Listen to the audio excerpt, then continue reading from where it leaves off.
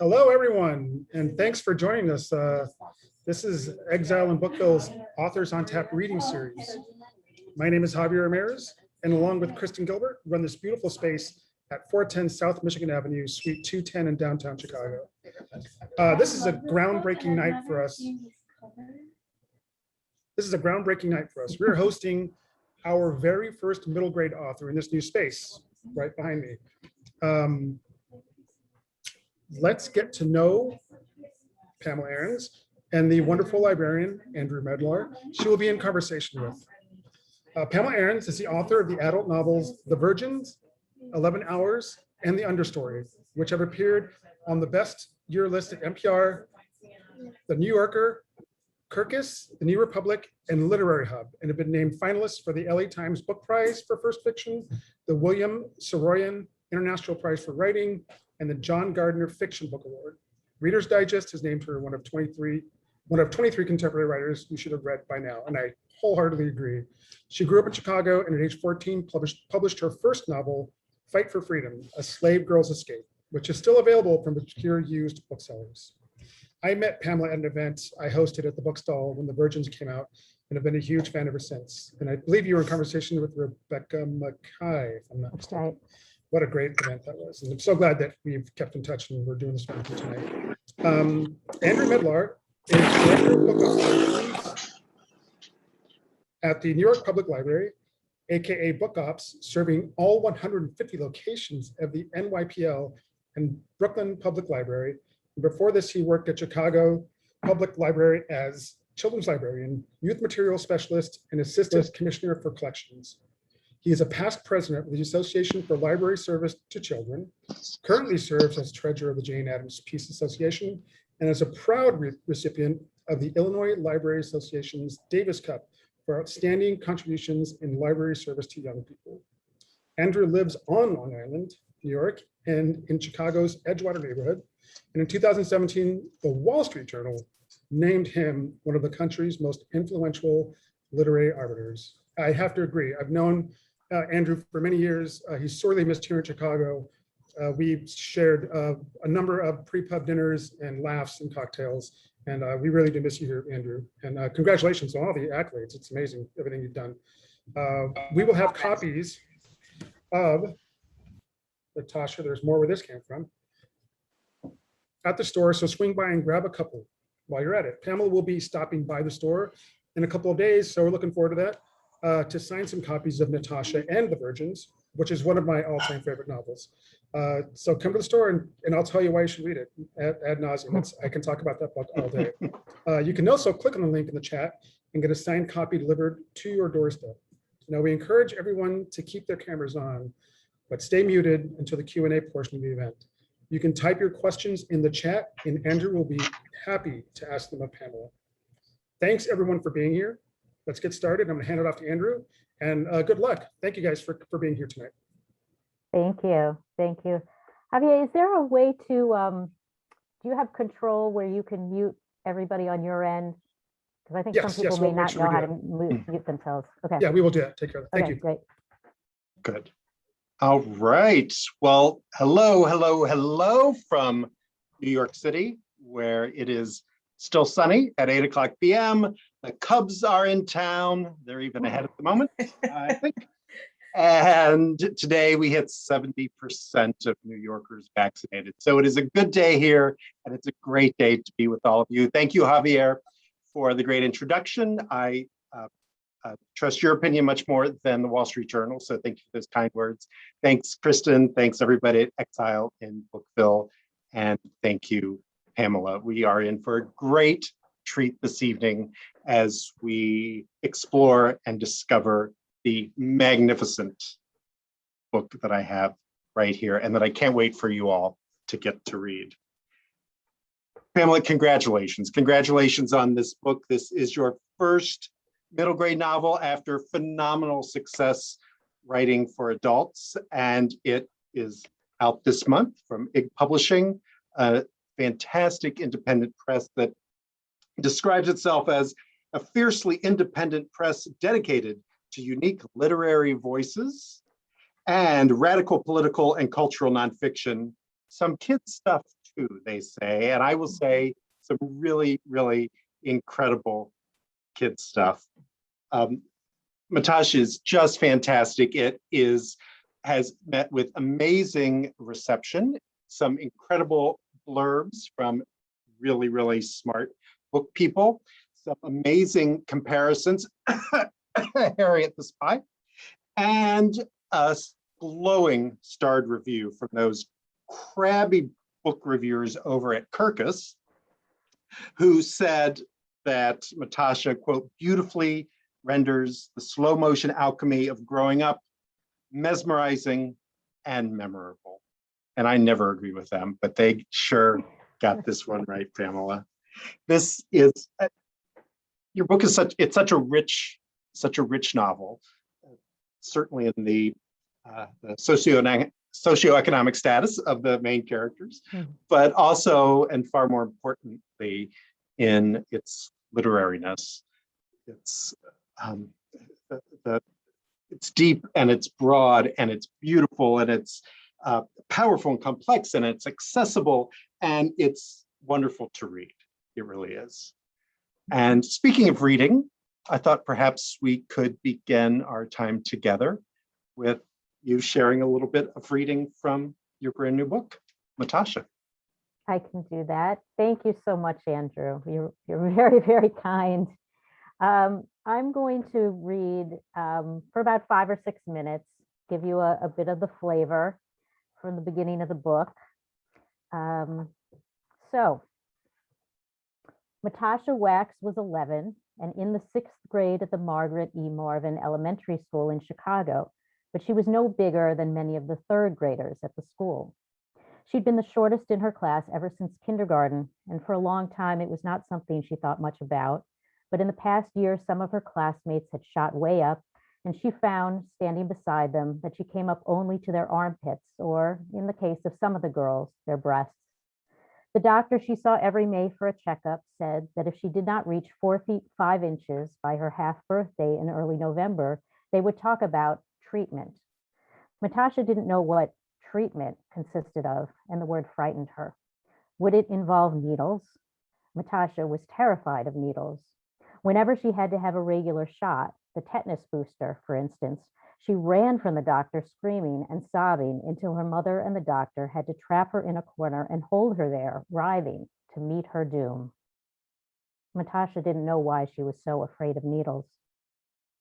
Generally, if she didn't understand something, Matasha would search it out in a book in the library, or she would ask her parents. Her parents almost always gave a useful reply. But in this case, Matasha was too afraid to ask what treatment might be. She didn't want to know the answer. Matasha thought of herself as someone who wanted to know everything about everything.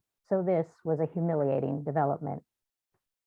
Matasha's class was at library now. Library was one of the best periods of the week, in a week filled with periods Matasha enjoyed. She enjoyed math, science, English, French, and history. She did not enjoy art. She could never get her shapes and colors to look like anything, whether the class was painting or doing pastels or cutting up construction paper for collage. She did not see the point in art class. She did not understand why Miss Fillmore, the art teacher, did not teach them useful and beautiful skills such as real drawing. Matasha's best friend, Jean, could draw marvelously, but Jean was never able to teach Matasha how to do what she did. Matasha would have given a great deal to be able to draw a flower that looked like a real flower and not a circle with flat teardrop shapes around it. She would have liked to draw real faces and a house that looked like an actual house instead of a square topped by a triangle plus a rectangle with fake smoke coming out of it. If Miss Fillmore would teach them such things, including how to make objects that were far away look far away and not close up, art would be interesting and worthwhile instead of boring and leaving Matasha always with a sense of failure. Of course, Matasha knew that art was not always drawings and paintings of real-looking people and houses and landscapes. Her mother often took her to the Art Institute or to galleries where they looked at large canvases that were almost entirely black, except for an odd meandering thread of red, like a trickle of blood in one corner, or pictures of people who seemed to have melted faces, or brightly painted constructions held together by wire, or even art you walked through wearing paper slippers. She enjoyed going to the museum with her mother, who was good at explaining art, what to look for, and why it mattered. But none of this excused Miss Fillmore from teaching Natasha how to draw properly in art class, or justified her wasting Natasha's time with dopey collage. Once in 4th grade, Matasha had asked Miss Fillmore when she was going to teach them how to draw things that looked real. An annoyed look had come over Miss Fillmore's face, and she'd said that the purpose of art instruction was not to impart narrow skills, such as the reproduction of nature, but to open children up to broader sensitivities such as symmetry, shape, color, and form. The way adults talked exasperated Natasha, sometimes because she was earnest and bookish and could follow directions and sit still in her seat. They treated her like she was a little adult herself. They used all of their evasive and wordy grown-up language on her the way they used it on other adults, rather than giving her the straight answer she was looking for. When they didn't do that, they treated her like a baby, the way most grown-ups treated most children. It was almost always one thing or the other. Except for her mother. Her mother, Matasha thought, treated her as the person she was, an 11-year-old who was not an idiot and was always honest with her. Sometimes a little too honest. Sometimes she wished her mother would tell her fewer things and less clearly. Matasha was aware that people thought her mother was a little eccentric. She'd known this from the minute people had started asking about her name, which was basically as soon as she knew it herself and could talk. Matasha, they asked, not Natasha? Matasha, Matasha would say firmly, her toddler feet planted, for that was her name. The grown-up would swivel to her mother with a questioning look, and Matasha's mother would explain that War and Peace was her favorite novel. But the other person would say, and Matasha learned at a very early age that one of the main characters in War and Peace was named Natasha with an N, so this did not solve the stranger's problem.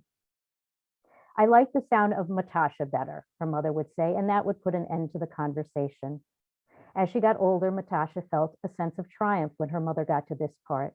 Yeah, she thought, who says it has to be exactly the same name? She was proud of her mother for not caring to do what just anybody might do. Still, it always caused problems whenever she registered for some activity outside of school or on the first few days of summer camp, or when some nosy lady on the CTA bus struck up a conversation and asked what her name was.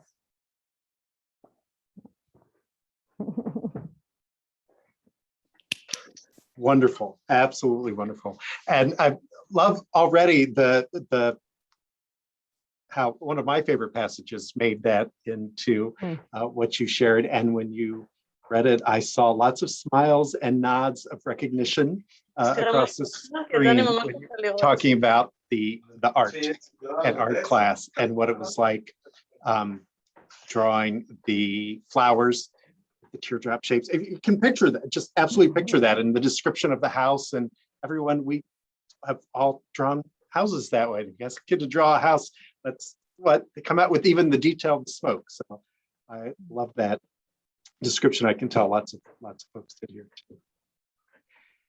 And now I think since this is your first, hopefully, of many middle grade novels and your first event celebrating this book, I think we should start with the ultimate children's book author question. There can't be an event without it. I say, let's just do it. Let's embrace it. And here it is. Where do you get your ideas? And really, what was your inspiration for what was my inspiration? Natasha's story and for this book, and particularly as your first one for Right. younger readers? This was an accidental book in some ways, and I never thought I would write a children's book. And in fact, when the subject came up, I would always say, oh, I'd love to write a children's book, but I could never do it. I just wouldn't be good at it. I'm not wired that way. I wouldn't have the right touch for it. And then what happened was I was between two books. I had started a new book. I was busy shepherding one into the world the way one does. And I find that when I've been a few months away from a book, it can be hard to get back in. And I needed something to get the creative juices going and to kind of loosen me up and not make me so scared of sitting down to work. And it was getting close to November, and I thought, hey, what about National Novel Writing Month? I've always wanted to try that. That would be so cool. And I was very intrigued by National Novel Writing Month, also because I'm a slow writer. And I just thought, writing a novel in a month, like, could I do that? Could I really do that? People do it. Could I do it? So I decided to do that. And I chose to do a children's novel because I thought that I would have no hangups about it. Like I wasn't invested in it. And then once I decided to do that, I decided to set it at a time when I was a kid, because I felt that then the reference would be very accessible to me. You know, I wouldn't have to research, and I would just know kind of what kid things were at that time. So and the time that I was 11 or 12 years old, which was the age I wanted to work with, was the end of the Vietnam War. So I just came up with this little nub of a plot, which is what they tell you to do at National Novel Writing Month, just come up with one idea. And my idea was that a girl's mother wants to adopt a refugee orphan from Vietnam, because this was the time when the boat people were, you know, coming in droves and terrible things were happening, and there were kids that were orphaned. So, and then went from there. Well, and you write so well about that. I really encourage everyone to check out your LitHub article about this, where you talk about this inspiration, and shout out to National Novel Writing Month. Right. And yeah, well, and I'm glad to see it worked. The inspiration worked. And the inspiration for the name, which you reference in the coming from War and Peace, a little twist in which we learn some insight into Natasha's mother's thinking, is just, I think, one of the most special things about the book. Did that come? What was the genesis? I mean, is the story similar as it was with Natasha's mother, or tell us about the development of her name? Of her name. Yeah. So names are hard to explain because they just pop into my head, and they're often very strange ones, and sometimes they aren't real.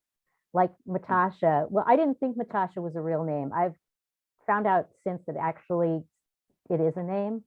It's not a very usual name, but it just popped into my head. And then once it did, I had to sort of back engineer. I had to figure out why she had this strange name. And so that's what happened.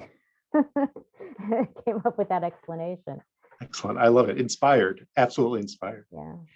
And then I am curious, and I think many of us are, about that difference between writing for children and writing for adults. And you talked a little bit about that in terms of the difference of going from some variety. But how did that, I assume, talk more about that, if you would, the difference that you found, now that you've done a full middle grade novel. And I mean, your adult writing is also so rich and just so literary and so well received.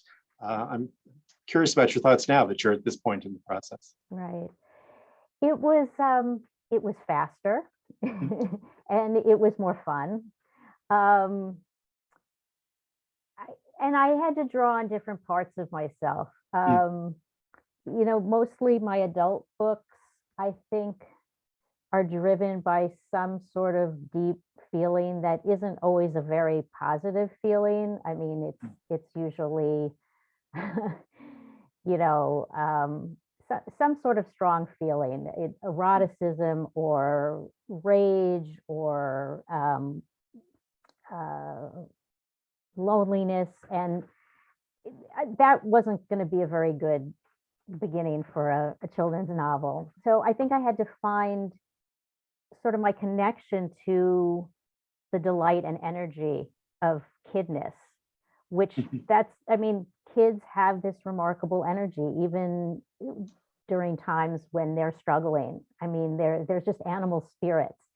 And I think once I connected to that, it was so much fun, because just being taken back to that kind of energy that one has as a kid, and how vivid things are and how alive.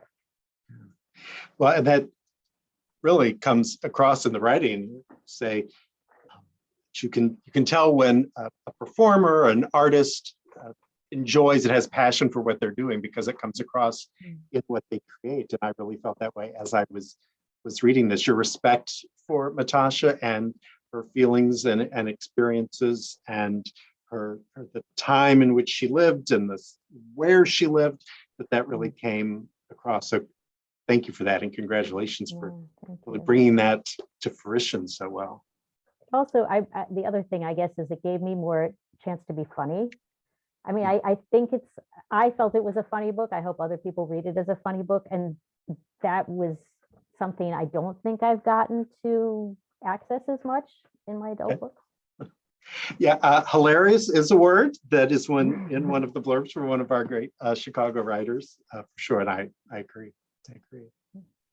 I mentioned kind of these three big, I think of them as major elements of the book, the growing up, the novel as a book about the tween and that sort of classic and vitally important period of life. The book as a piece of historical fiction, which I think many of us have to grapple with a little bit when we think about the stories from our own youth being considered as historical fiction. That threw me a little bit when I started hearing that. Wow, okay. Historical fiction. And the setting of the book that we talked about. So I wonder if we could maybe touch on each of those. For the growing up, Natasha has such distinctive challenges in her life, and you touched on some of those in the introductory part. And yet at the same time, many experiences that are very familiar. I was nodding in recognition of a lot of what she was going through as well. So I'm fascinated by this, how you were able to take very unique and distinctive challenges and experiences and make them feel so universal. There were things such as like the way you described her feelings. I love that idea of sometimes her belly would get anxious washy is the word, or happy washy. I love it. It was so evocative, and I knew exactly what you meant. And seeing times when kids could just be so cruel to each other, just so cruel and so mean. And the other thing I loved particularly was the idea of her messy drawer, a special place that she had, which was a messy drawer. And I think that's something many of us can relate to. So again, just this combination of her unique experiences, but the universality of the character. It feels like it came very natural. How was that in developing Natasha's story? A lot of it really was just challenging memories of my own childhood, not of specific events so much, because the events in this book are not autobiographical, but the feelings, the state of being that age. And yes, how anxious, I could get, how excited I could get, what that felt like, what I remember that feeling like in my body, or the things that were interesting, or the things that were scary. And I'm a big believer, yes, that we have this very, there are not that many really basic emotions, and we all share them. And so in fiction, no matter what you throw at your characters, and you can be writing about aliens on Mars, it doesn't matter, real or unreal, the way that characters are going to react is going to be familiar, because we all sort of have the same basic stuff inside. I love that. And in drawing from your own experiences and feelings and memories for the, pardon the word, the historical aspects, right. That brought a subtle light for me. Long ago, time of the 70s. Long ago. Welcome Back, Kotter was not that long ago. Fat Albert, macrame, using the white pages. Yes, all very familiar. Did those come very easily? And did you have to do much fact checking to see? Let's see. Was that show actually on at that time to see? Mostly it came out of memory, but I did have to fact check, because sometimes my memory wasn't quite accurate. I was remembering things in the mid 70s that were really late 70s. I had to check myself. But yes, and I did also, I went to museum in New York that has, archival footage from the 70s TV. And that was, so I watched advertisements, I watched some sitcoms, I watched the Johnny Carson show, to sort of see who really was on Johnny Carson around that time. And that was really helpful because it just put me back in that state of mind, which at that point I realized, feel very historical. I mean, I thought the 70s were closer. When I looked at some of that footage, I thought, oh my God, this was a different world. Yeah. Well, and if it gets just one kid to Google macrame, I say yes. All to the good, yeah. And the setting too, that makes me think of the settings. This is such a fabulous Chicago book and a Chicago story. And your experience growing up there was just came across was so evocative. Did you remember those bus route numbers off the top of your head? Did you? I did, actually. I did. I might be a little lucky because I really never lived in Chicago after I was 16. And so I think there's been a lot preserved. If I had been an adult there, probably a lot of memories would be blurred. But since it was a discrete time, there was a lot I could remember. And again, though, I checked the bus routes and all that stuff. Yeah. Well, that's good. I'm glad you remembered the detail about the Chicago Public Library being in what is now the Cultural Center. Yeah. So excellent attention to detail there. And I also love Matasha's mother's comment that the Chicago Public Library in that building there, Michigan Avenue, was even more beautiful than the Art Institute. So 3 cheers for that. And of course, that wasn't the only amazing, gorgeous, still vibrant building on Michigan Avenue that you mentioned.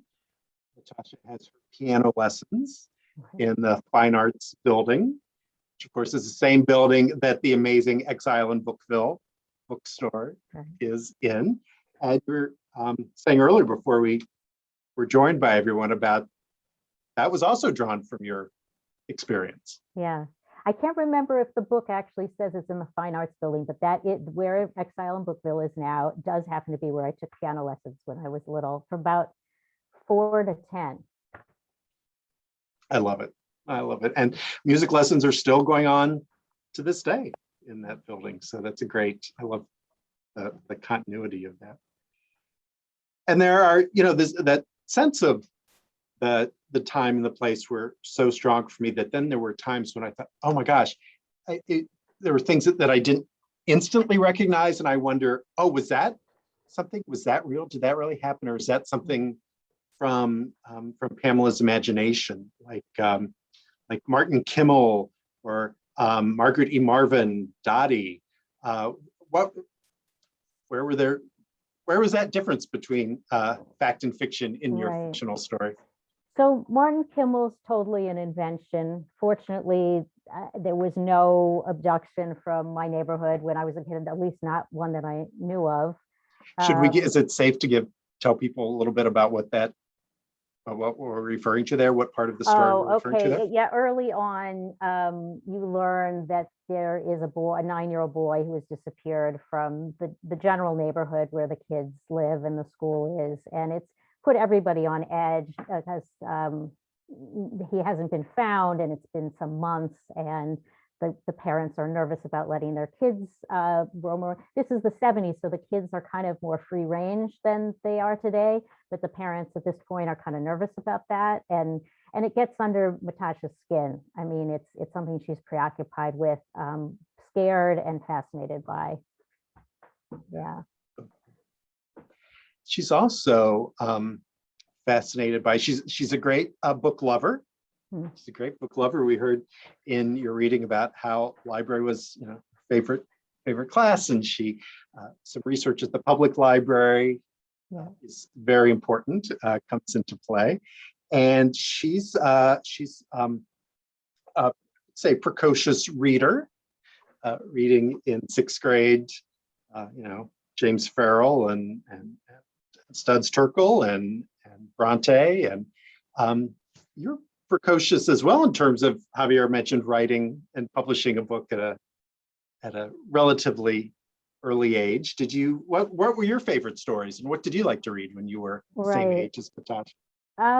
Good question. I probably made her a little bit more precocious a reader than I actually was.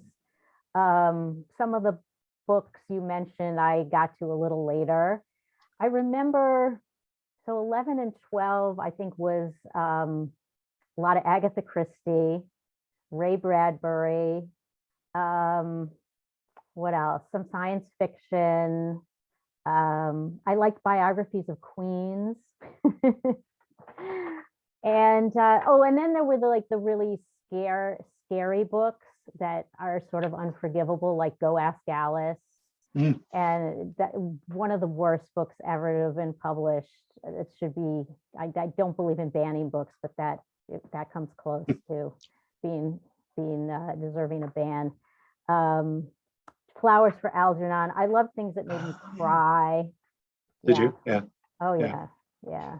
Yeah. I could see Matasha, liking that too. She was very in touch with her emotions, I thought, and she would cry, although she would try to control and felt like she knew the right time. It was very mature in many ways. We talked about precociousness as a reader, but also was put in some situations where she had to be very mature, and talked about in the 70s in terms of taking a taxi by herself at that age, which sounds inconceivable to me now, but she had some tough things that she had to face. Yeah, sure. Now, you mentioned one of the things that I love so much about the book is how much beautiful writing there is. And by what I mean by that is there seems a trend right now in so much middle grade fiction of it being, that novels being very heavily dialogue, just being a lot of dialogue. And in your beautiful writing, you get so into the in this third person, into the interior lives of the characters, which to me makes it even more rich, the word I used earlier, and so authentic and relatable, I think. And one of my other favorite passages, I mentioned a favorite quote you read earlier, another one of my favorite passages I'd like to share, if I may, and have your thoughts on what that represents about the story. And this is from later on in the book, when Matasha is going through another challenging situation. And you write this way: everything that was awful now might lead to something good later, something better than if the misfortune had never happened. Matasha couldn't deny that this was possible, but it also seemed like the kind of thing that grown-ups were dying to tell you when you were upset. That way they didn't have to think too hard about the truth, which was that things were absolutely horrible for you right now, that you needed change right away and not at some maybe time in the future. Tell us about that thought, and I think maybe that represents a bigger truth throughout the book. Right.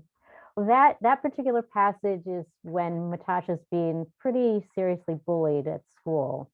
And the principal, there are well-meaning adults in her camp. Her father tries to help, the principal tries to help. And the principal gives her this book that is about, maybe things that are bad now turn out good later. And Natasha kind of gets it, but that's her reaction, what you just read.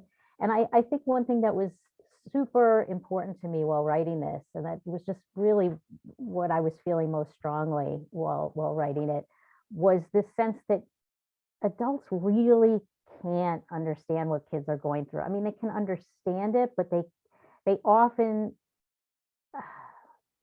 just feel that because children are smaller physically, somehow their feelings are smaller, somehow they're not as to be taken as seriously. And maybe I still have some very fierce ideas that go way back in time about that and about protesting that.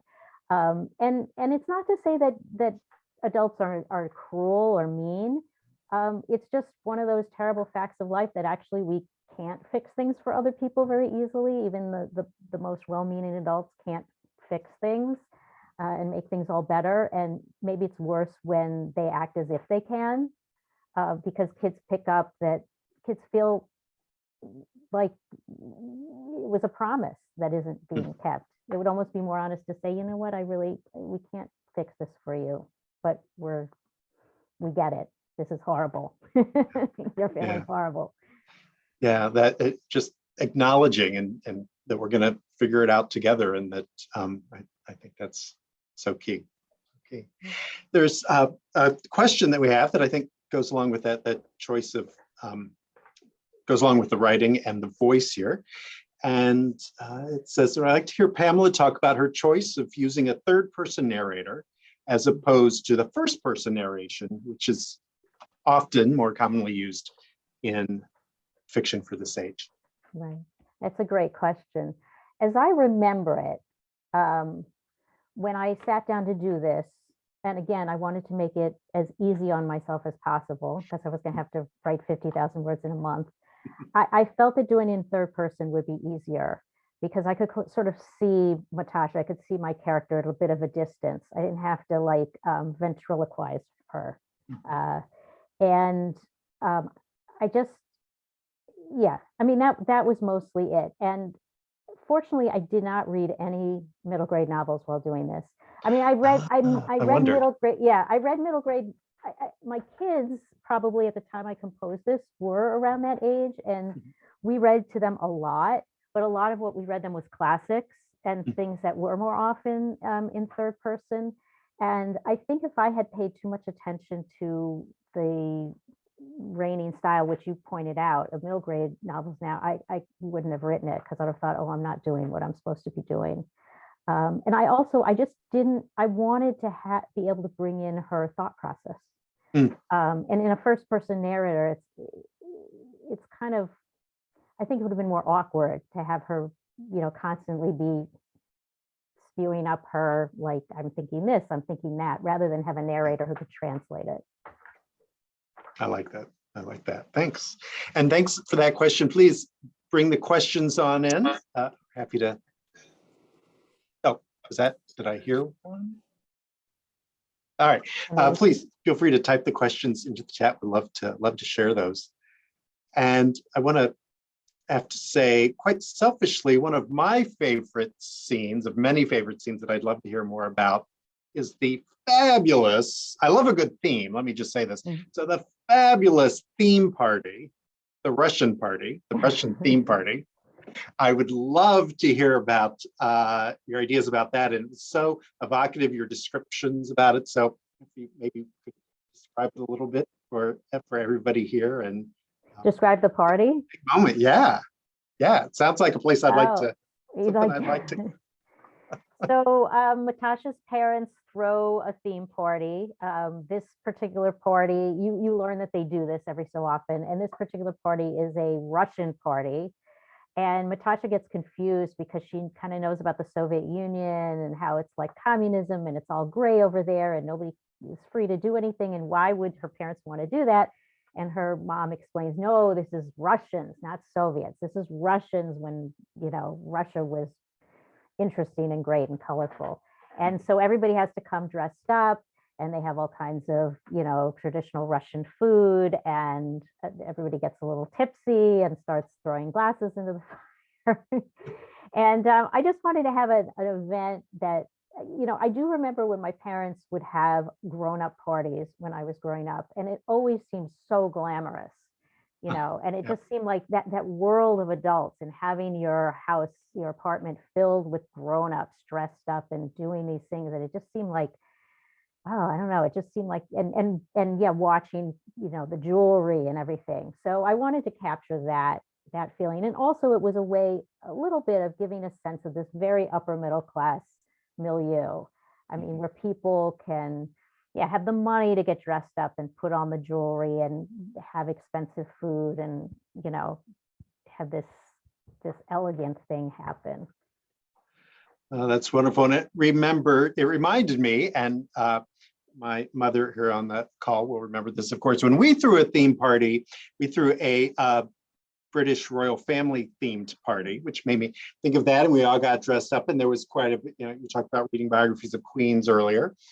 So that was a part of it too. And I remember there's a wide variety of dress up from folks who went all out, you would have sworn the Queen Victoria had just walked in, to people who maybe just, threw a sash, a piece of plastic as a sash around them as they walked out the door. And that happened in that scene in your part as well. It was very, very fun. So here's a question from Molly, who asks, having written for middle grade, did you have a hard time getting back into the adult voice when, I assume, you shifted back to adult literature? Did you have to retrain yourself with that? Did you make any interesting observations about the differences in the processes and the rules for writing between the different kinds of projects? Wow. Wow. Hi, Molly. And hi, I see so many familiar, wonderful faces here. I think when I'm done with something, it kind of goes out of my head. And then the next thing is the next thing, whether it's another kid, frame of mind, or it's an adult thing.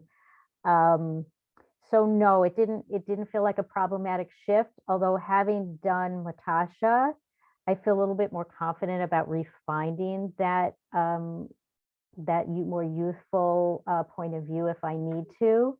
And it does, I was talking about humor before. I will say the one thing is it makes me want to make my adult stuff funnier, having written this book.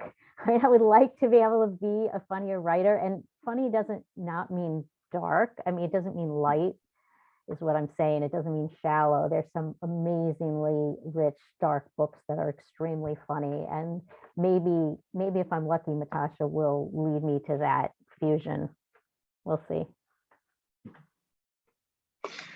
Wonderful. And Susan has 3 questions all about writing for a younger audience. What was hardest? What was the most fun? And what was the biggest surprise? Oh, wow. These are really challenging questions. I think this is Hi, Susan. So wait, we have smart book lovers here. Tell me again, what was hardest? What was hardest? Mm-hmm. What was the most fun? What was the most fun? And what was the biggest surprise? What was the biggest surprise? About writing for a younger audience. Okay, I'll start with what was most fun. There are a few scenes where Matasha gets extremely feisty and stands up for herself. And that was super fun. I think she is more feisty than I was. I wasn't unfeisty as a kid, but I think Matasha really stands up for herself in some ways that I wish I could have when I was a kid. The surprise I can't say because it's the big plot twist that just sort of emerged as I wrote the book, which you find out about 2/3 of the way in. So that cannot be spoken, but that kind of took me by surprise. And what was hardest? Hardest was actually dealing with the Martin Kimmel theme. The boy I mentioned that goes disappearing. It was even more pronounced a theme in some earlier versions. And my agent and a couple of trusted readers felt like it wasn't quite, like it either had to be like way more or less. And I wanted that in the book because I wanted this connection to something really frightening, because kids get that the big world is frightening. And I wanted a little bit of that sense that she's at that age where you begin to really understand there are scary things in the world. But I didn't want it to take over the book either. So getting that balance right was hard. Oh, and the resolution of the Martin Kimmel, that was fascinating. Oh, I didn't see that coming.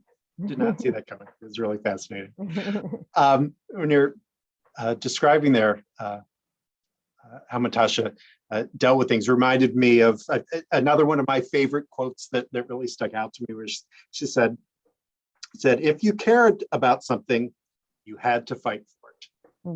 And I think she really came to learn that and did that. And it wasn't always easy, but that she did it. Yeah. Now, we talked about reading some very advanced literature, both Natasha did and we did growing up. There's another writer who comes into the story, and I'm interested to learn a little bit about Dottie, who, as an agony aunt, as they would say in England. Of course, when we think of Ann Landers and Dear Abby, and could you tell us a little bit about Dottie and her role in the book, and of course, most importantly, in Matasha's thinking and development. Right. Well, Ann Landers and Dear Abby are Chicago institutions. And I did grow up reading their columns, especially Ann Landers, and Dottie is my version of Ann Landers, which that is one thing that is autobiographical that I put in there because I love that column. I did not miss that column growing up. I was so fascinated by it.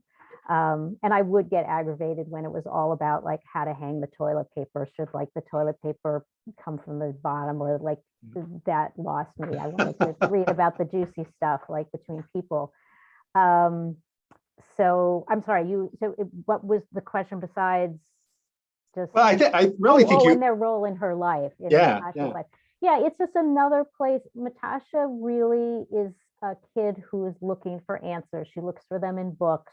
She looks for them from her parents. She sort of creates herself as a bit of a detective even in some ways during the book. And the advice column is just another way that she looks for answers about the things that she wonders about.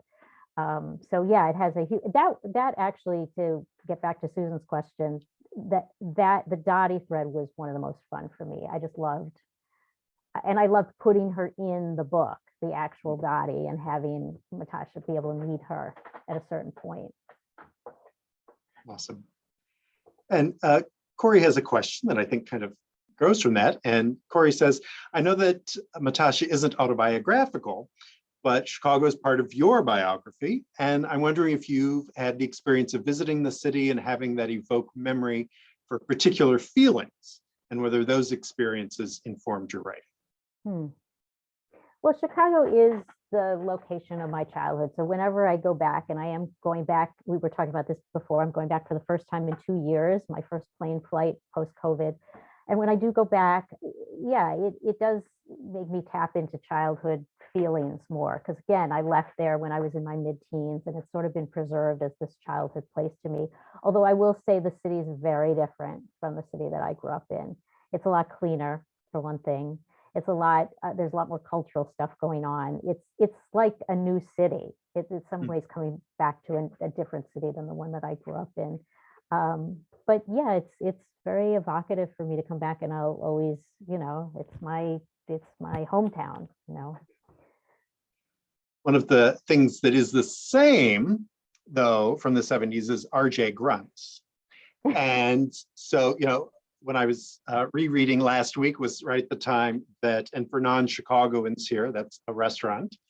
And last week was the 50th anniversary of the opening of the R.J. Grunts restaurant in Lincoln Park, and the start of the Let Us Entertain You restaurant empire in Chicago. And I thought about that because I thought that's a place, I think, in Lincoln Park, there, Clark and Dickens, where Matasha and her family, they may have gone to eat. They may have. I haven't thought of the name R.J. Grunts in so long. That you brought me back another piece of my childhood. That had gone away. Yeah. They probably ate there. Excellent. Good. Glad I could help. Probably have time for another question or two if anyone has anything else they would like to ask. And while you're thinking about that, I want to, I forget my question. Here's a question that I have. Have you entertained a Matasha series? How intimidating. No pressure, no pressure. Yeah, no pressure. I have some thoughts, but we will have to see. No big plans, some thoughts. Good, good. Points for honesty. That's good. That's good. Does give me a second. That just working. Just one more quote that I wanted to say, just because I love it so much, and it just rings so true to me. And this is also earlier on in the book, when Matasha kept her mouth shut. She didn't have access to that rule book everyone else did, but she knew enough to accept what she'd gotten and not try for anything more. And that really resonated me with that idea that everybody else must know what they're doing. And all the other kids seem to be working from a set of rules that they know this is what we do and how we act and what we say. How come I'm the only one who didn't get the memo, didn't get the rules? And I really appreciated that. I thought that was just brilliantly inspired. Thank you.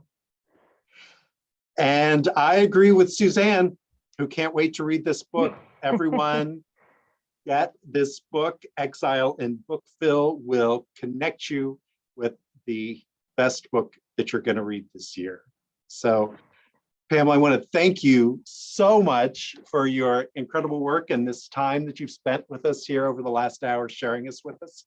And there's the link right there in the chat to connect you with the book. And how about a round of applause?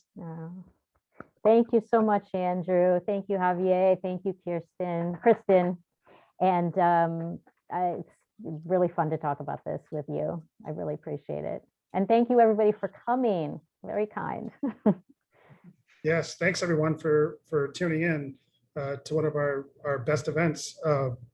This is a great audience and great questions. Thanks, Pamela and Andrew, for some great conversation.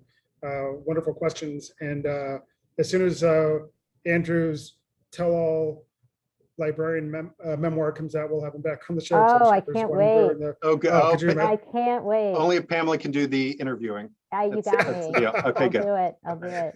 We'll have you guys both back. That's fantastic. So thanks everyone for showing up. You can purchase a copy of Matasha signed. We'll have signed copies. I swear Pamela's going to be here in a couple of days to sign some copies of that and the Virgins and say hello. We'll have copies for you to purchase in store, or you can go to our website or give us a call. We actually have a phone here now, which wasn't a thing before. So thanks everyone again. This was fantastic. Thanks for tuning in, and everyone have a good night. If you guys can stick around, Pamela and Andrew, just for a few seconds after, that'd be great. Sure. Thanks, Pamela. Thank you. Hi. And the Cubs and the Mets are tied now at 2. Oh boy, oh boy.